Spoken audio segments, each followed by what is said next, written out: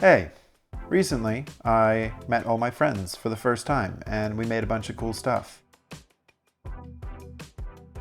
Well, one of those things was weird magical plants.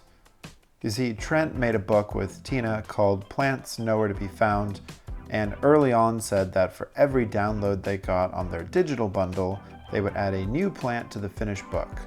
Well, they have to make a lot of plants. So when Trent asked if we could help make some specimens and that we could use anything in the studio, I saw it as the perfect opportunity to make some weird shit.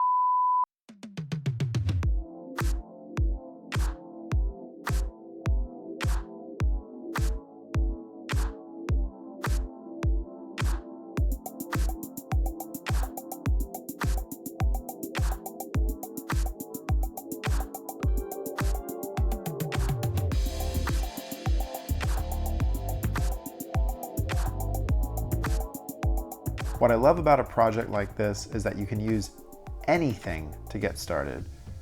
Foam is great for filling out space. Air dry clay gives you a natural looking cracked texture. You can buy fake plants and just hack them up, or even use real plants and spray paint them. The only limit here is your creativity. Obviously, I had some motivation to make these because I was helping a friend, but you should make a plant too. No, in fact, I think you need to make a plant right now. Each of these took less than an hour to make. The only thing you really need to buy is maybe a pot, but I'll bet that you've got a jar sitting around in your kitchen that you can use. Just go through your bits box and start one right now. I give you permission to just stop watching this video if you go make a plant.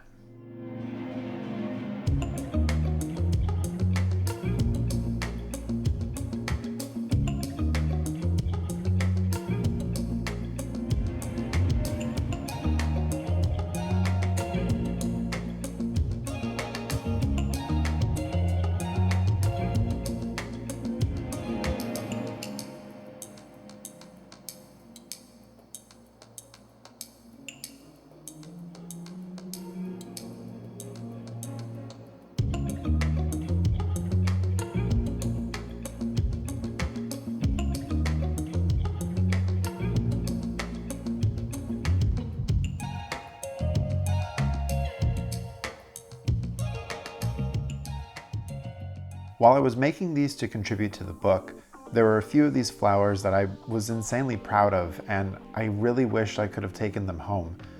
But New Zealand biosecurity probably wouldn't have loved me bringing over a few pots full of dirt. So, true to my own word, when I got home, I sat down and made a plant to start my own personal collection.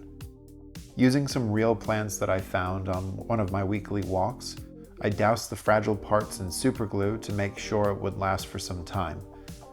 Using these seed pods, I added a little bit more shape to the silhouette, and with my new favorite medium, hot glue, I built up the stem. I also used it to attach some wire that I coiled up at the base, so that way it could sit inside of the jar.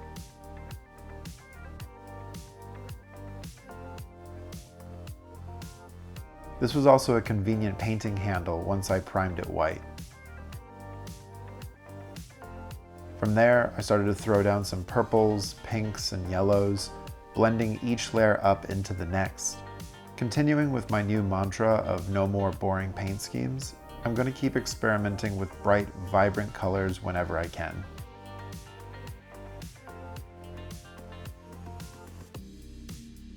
Then with some more hot glue, I secured it to the jar and filled it up with dried out coffee grounds.